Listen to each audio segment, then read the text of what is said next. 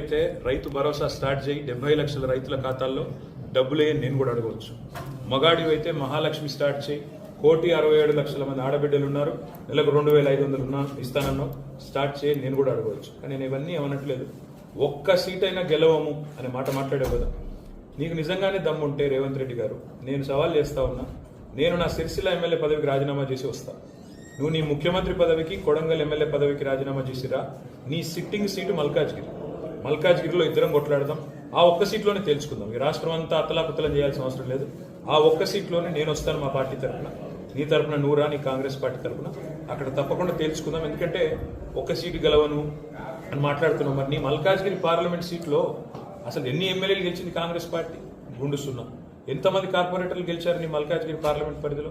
కాబట్టి గెలుపు ఓటములు అనే వాటిని పట్టుకొని దాన్ని ఎక్కువగా ఊహించుకొని, తన శక్తి సామర్థ్యాలు తాను ఎక్కువ ఊహించుకొని ఇవాళ మాట్లాడుతున్న రేవంత్ రెడ్డి గారికి నిజంగానే ధైర్యం ఉంటే, నిజంగానే దమ్ము ఉంటే, తెగువ ఉంటే నువ్వురా, కొడంగల్ ఎమ్మెల్యే పదవికి రాజీనామా చేయి, ముఖ్యమంత్రి పదవికి రాజీనామా చేయి.